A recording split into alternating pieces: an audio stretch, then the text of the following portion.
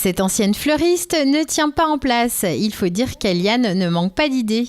Pour elle, bricoler est une seconde nature. Elle trouve des meubles dans des brocantes chez Emmaüs, mais aussi chez des particuliers qui les lui donnent volontiers après la disparition d'un proche. Depuis toute petite, elle aime repeindre, transformer, coudre ou encore décorer de vieux meubles pour leur donner une nouvelle vie. Voilà, ce sont les rideaux que j'ai fait avec un couvre-lit de ma grand-mère, Émilie. Les meubles sont ensuite installés dans les différents gîtes ou chalets qu'elle possède avec son mari. Pour le moment, elle se lance dans un nouveau projet, rhabiller un vieux fauteuil Voltaire.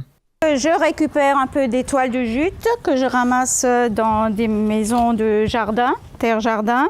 Voilà. Je coupe les bandes, les voici, et que je tire et que j'ajuste vraiment. Je les trempe aussi dans une espèce pour que ce soit un peu plus rigide. Donc c'est un produit. Je les passe à l'aiguille en premier temps et puis voilà, c'est bon. Et je mets au-dessus, j'ai remis l'ancien détail et on met notre tissu. Donc l'assise est encore très bonne. Donc du fait qu'en bas on a des ressorts. Voilà, donc là tout est encore bon, j'ai juste un peu repris.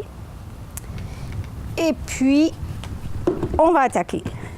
Je viens de le tailler, donc on va bien l'ajuster. Et si vraiment je rajoute un peu de mousse, par exemple maintenant pour l'assise, je suis obligée de rajouter un peu de mousse aussi. Au final, il lui faudra près de 24 heures de travail pour refaire ce fauteuil entièrement. Eliane n'hésite pas à consulter des professionnels si elle a des questions.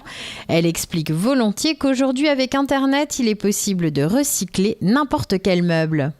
Le DIY Do It Yourself, entendez par là faites-le vous-même, est en pleine croissance depuis 2007. Des blogs, des chaînes YouTube, comptes Instagram ou Facebook fleurissent régulièrement sur la toile. Une tendance écolo qui ne cesse de se populariser.